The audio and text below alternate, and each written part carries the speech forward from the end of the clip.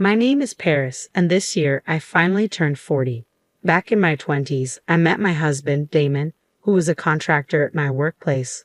We got married and have enjoyed a comfortable life ever since, thanks to his hard work over the years. Let me tell you about the time we struggled the most right after we got married. I was born as the granddaughter of a landowner in a small town in Washington state. Although my grandfather owned land, he wasn't particularly impressive, but I did enjoy a fairly comfortable upbringing.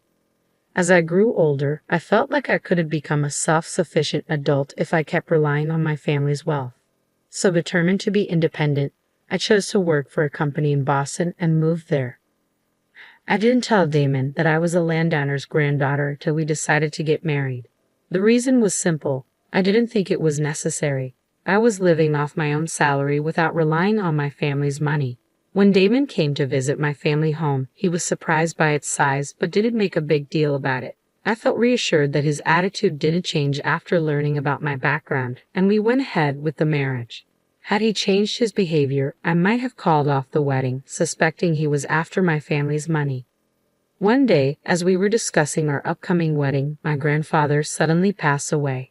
Since we were already engaged, Damon and my mother-in-law attended the funeral. My mother-in-law suddenly said, "Isn't that Congressman Mr. Douglas?" She was referring to a politician my grandfather had been friendly with. Even though we were small-scale landowners, we had some connections in political and business circles. "Impressive, you notice. Excuse me for a moment. I'll go say hello," I said, walking over to greet Mr. Douglas. But I couldn't shake the feeling that my mother-in-law was watching me intently, even from a distance. After the mourning period for my grandfather ended, we got married. We were enjoying the sweet atmosphere of newlywed life when something unexpected happened. "Paris, are you home?" It was my mother-in-law, and I was caught completely off guard by her sudden visit during the daytime when Damon wasn't around. "Just a second, let me get the door," I said, scrambling to open it. "Sorry for the surprise, just wanted to see how you're doing," she said with a smile. I apologized while trying to fix my disheveled hair. "I'm sorry for the way I look. Damon's not here today, he's at work." "That's fine. I actually came to talk to you. Just wanted to make sure Damon's not causing any trouble," she said. My mother-in-law asked various questions about my life with her son and if I was facing any challenges. I was relieved for a moment, glad she was understanding, but then she sipped her coffee, straightened her posture, and said, "By the way, I heard from Damon that your family in Washington owns land." I didn't expect such a question out of the blue. Still thinking it was just small talk, I answered, "No, it's not like that. My grandfather just owns a little land. It's not a big deal." My mother-in-law smiled and asked, "But your family's well off, right?" Something about this made me uneasy. I managed to keep a smile and play it off. As I suspected, the conversation shifted to awkward topics like my income and whether I was getting any financial help from my family. From then on, my mother-in-law started visiting our home whenever Damon was not around. She would look around and always say, "You should ask your parents for help." This happened especially when the house was a bit untidy or after she'd taken a peek in the refrigerator. I could tell she was implying, "Why don't you hire a housekeeper? Or you should ask for grocery money." Not wanting to argue, I brushed it off each time with a laugh. Then one day, I noticed my card holder was missing. It was a small branded gift from my mom when I got my job. I'm not fond of expensive things, but I remember Mom saying, "Let me do this much for you," and I treasured it even though it was a bit worn out. I searched everywhere, drawers, bags, but couldn't find it. So casually, I asked my mother-in-law, who sometimes helps with cleaning, "Have you seen a yellow card holder?" I thought she might know because she sometimes helps me clean our house. What she said next was completely unexpected. "Oh, that, it was so lovely, I took it." I couldn't believe what was happening. Taking other people's things without asking, is that acceptable now? I briefly wondered if I'd missed some new custom, but no, that couldn't be it. "Great souvenir, thanks," she added. Why was I being thanked for something I never gave? I was so shocked I couldn't find the words. That's actually something special my mom gave me, so I can't just give it away." There was a lot I wanted to say, but I stuck to the bare minimum to make my point. Not wanting to escalate things, I tried hard to calm my racing heart and muster some semblance of respect, because after all, she is my mother-in-law. "Oh, really? That's too bad. I really liked it." "Fine, here it is back. Now give me something else." Wow, I was stumped. I couldn't believe it. I really wanted that card holder back, so I exchanged it for some organic tomatoes we'd gotten from a neighbor. She seemed unhappy with the tomatoes at first, but once I explained they were organically grown and hard to find in stores, she seemed satisfied. But it got me thinking, all those times she'd come over to help tidy up, was she actually snooping for valuables? She practically knew the contents of our entire house, and it gave me the creeps. I thought she was strange, but I hoped this would be the end of it. I decided to keep the whole ordeal to myself and never told my husband, but then she showed up again, not long after the incident. The nerve of her to come back after all that, although I rated my annoyance, remembering she is my mother-in-law after all. Paris, let's go out for lunch today. I know a delicious place. She invited me out, which was unusual. I had a glimmer of hope that maybe she was going to apologize for the last time. But the reality was quite the opposite. As we were leaving the restaurant after an enjoyable lunch, she said, "Oh no, I forgot my wallet. Paris, can you cover for me?" To be honest, given the previous incident, I had a bad feeling about this. But I could have just not paid, so I reluctantly covered the whole bill. "Thank you, Paris," she said. Just as I expected, the money never came back. Since then, my mother-in-law often invited me to lunch, conveniently forgetting her wallet each time. I was left with no choice but to pick up the tab. She also never stopped taking things from our home. It got worse every day. "So, what's the gift for today?" she would ask, out of sheer necessity. I started preparing extra groceries and snacks to give to her. It was better than her taking things without asking, but it still felt awful. The more this went on, the harder it became to talk to my husband about it. I worried how he'd feel if he knew his mother was acting this way. Constantly supplying these gifts started to strain our finances too. It bothered me that our hard-earned money was dwindling. Finally, I found a way to cope. I started working a part-time job, giving me less time to spend with my mother-in-law. And it worked. I had significantly fewer encounters with her. Maybe I should have done this from the start. Now, I only had to deal with her during summer vacations and Christmas visits, which made life much easier. However, when we visited her for the summer vacation after a long time, her bad habits reemerged. She'd make comments like, "How have you been with your family lately?" Or, "That's a nice watch you're wearing." When my husband was away, though, I had some financial flexibility because of my part-time job. My watch was nothing special. As for my relationship with my family, it was the same as always. She had one reason for asking these questions. I realized from my long experience with her, she was fishing to see if she could get something more. "Hey, sister-in-law, long time no see. Got any gifts?" Just when I was getting fed up with my mother-in-law, I popped my jobless, live-at-home sister-in-law, Cindy. "I've brought some snacks. Feel free to have some," I said with a smile. That's when Cindy said something outrageous. "No, not like that. Your family is rich, right? Don't you have something better, like a designer bag?" She wanted a designer bag as a casual gift. I was speechless, just like when my mother-in-law made her ridiculous demands. "I'm sorry for not being more thoughtful," I said, brushing it off. I had so much I wanted to say, but I didn't want to stir up trouble during a short two-night visit.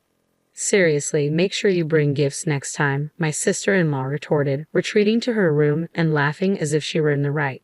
She's only a few years younger than me, and her outrageous comments and actions are infuriating. But I kept my cool, reminding myself that I married into this family.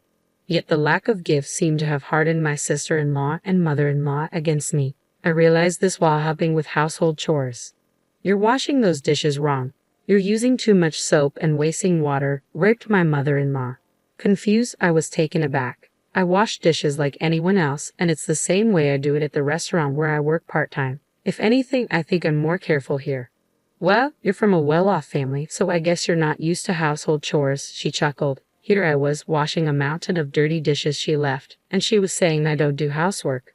The audacity! I wanted to voice my displeasure, but held it in. "Well, it's done now. Just pay for the soap and water later," she said. With that, she left all the chores to me and went off to watch TV. My sister-in-law was no better, demanding an allowance from me. I had no obligation to give money to an adult woman who's only 3 years younger than me. I tried to laugh it off, but she was persistent. She even opened the bathroom door while I was showering to say, "I'm waiting for my allowance." Even between women, this is unacceptable. Finally, I lost my patience and snapped. "I can't do that," I said, my self-control slipping, perhaps because she's younger. "What? How arrogant. I'll tell Mom," she retorted. and she really did report me to her mother-in-law. Under normal circumstances, a parent would scold or be dumbfounded by such behavior, but not the women in this family. How could you, Paris? Don't you find Milan adorable? I was reprimanded. Adorable? No way. But I knew they would keep blaming me until they got money. With a sigh, I gave in and handed my sister-in-law some money. Deciding it was best to avoid more conflict, I thought, I'll be going home tomorrow. So it was decided that we'd visit my in-laws again for Christmas. At that time, we had just returned from a trip to Italy for our wedding anniversary, so I thought no one would say anything more. Knowing that my mother-in-law and father-in-law would be celebrating their 25th wedding anniversary next year, I bought them a pair of Venetian glasses, each costing around $300, as a gift. Despite my ups and downs with my mother-in-law, I felt genuine in choosing these for them. For my sister-in-law, I picked out a leather bag from a popular, though not famous, Italian brand. It was a little bitter meeting their demands, but our rare trip had been enjoyable, so it didn't bother me too much. In fact, during the trip, I confided everything about my mother-in-law and sister-in-law to my husband. It felt wrong to bring it up during a fun moment, but the freeing atmosphere of our trip made me spill the beans. My husband held me and said, "I'm sorry. I'm glad you talked to me. Let me know right away if something happens again. He's truly a wonderful man. I'm glad I married him." I felt so clear-headed, but my worn feelings were about to be shattered. Crash! A loud noise rang out. Startled, I rushed to the kitchen. The Venetian glasses I had gifted were in pieces. "Oh, Paris, I'm so sorry."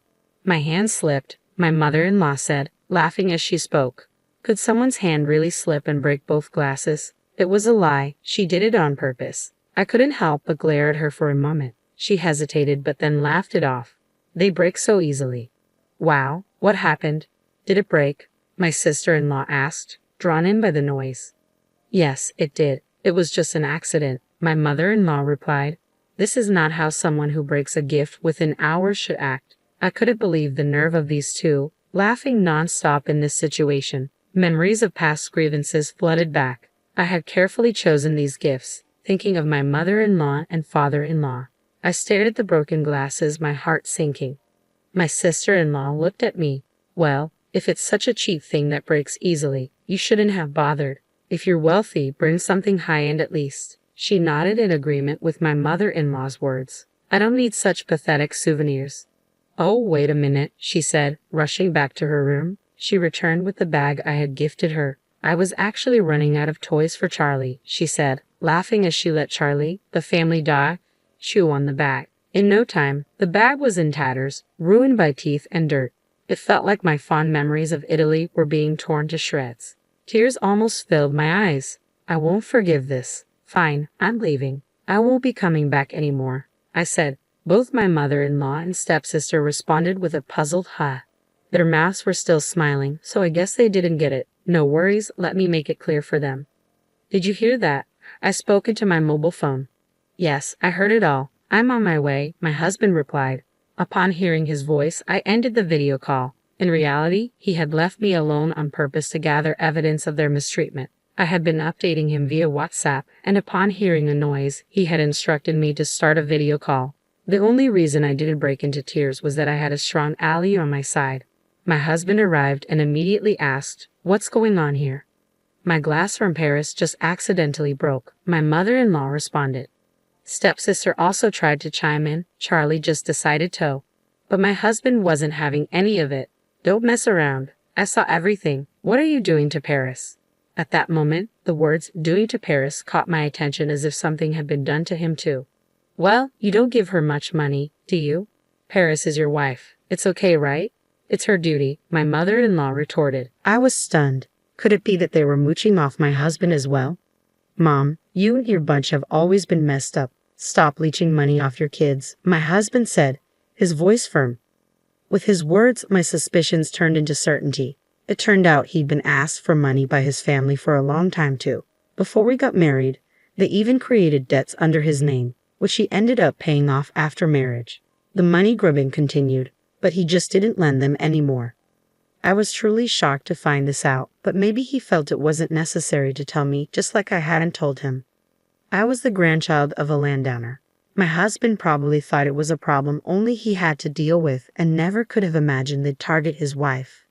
But now that they knew about my family's wealth, they set their sights on me too.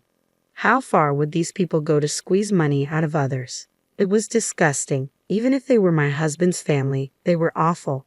That's it, my husband raised his voice. If you're going after Paris too, then it's a different story. I'm cutting ties with this family. I'll sell off everything I bought, from cars to household items. You better find a new TV and fridge quick. My mother-in-law and sister-in-law were visibly stunned, and for good reason. The only people living in their house were my retired father-in-law on a pension, my homemaker mother-in-law, and my unemployed sister-in-law. This household didn't have the means to replace the household items if they were sold. My husband and I, who worked hard and earned our own money, must have been seen as reliable support. "Let's go," said my husband, pulling my hand as we left the kitchen, but my mother-in-law and sister-in-law chased after us. "Wait, please don't abandon us. We won't ask Paris for gifts anymore." At these words, my husband stopped. "Stop making basic decency sound like a favor. It's messed up to demand money and gifts in the first place." At my husband's cold response, my mother-in-law and sister-in-law looked disheartened. Do they not understand common sense? It's almost pitiable. My husband threw them a small lifeline. "If you can write up a contract, we can reconsider." Upon hearing this, my mother-in-law and sister-in-law looked puzzled. The agreement was straightforward, meant for someone committed to working hard, no contact or communication with me when my husband isn't around, and to pay back all the money they've borrowed so far. However, my mother-in-law and sister-in-law immediately started fighting over who would get a job to meet these terms.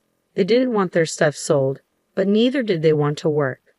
Seeing this, my husband whispered to me, "Let's cut them off once they've paid us back." I never said I was reconsidering cutting ties with them. I couldn't help but laugh. I completely agreed. I didn't want to be associated with these people who had nothing better to do than rely on others. After that, we never visited my husband's family home again. Over 10 years have passed, and the financial state of my husband's family has been in shambles.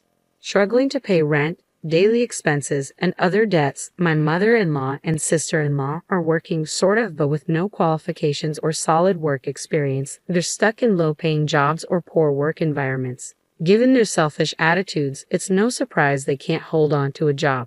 Despite that, they don't want to give up their lavish lifestyles, so their debt keeps piling up. They keep reaching out to my husband, begging for help, but he has firmly rejected them, effectively cutting off ties. As for my husband, his diligent work has paid off, and he's climbed the corporate ladder impressively. I've quit my part-time job and returned to being a stay-at-home mom. We've had a child, and my husband has created an environment where I can focus solely on raising our kid. Now my life is as peaceful and fulfilling as when I lived with my parents, if not more so. I'm grateful for having such a wonderful husband. Your parents' achievements don't define you. Similarly, if your parents are terrible, it doesn't mean you'll turn out the same way. What matters most is your own character, no matter the circumstances you were raised in. I intend to keep growing to always be a better version of myself.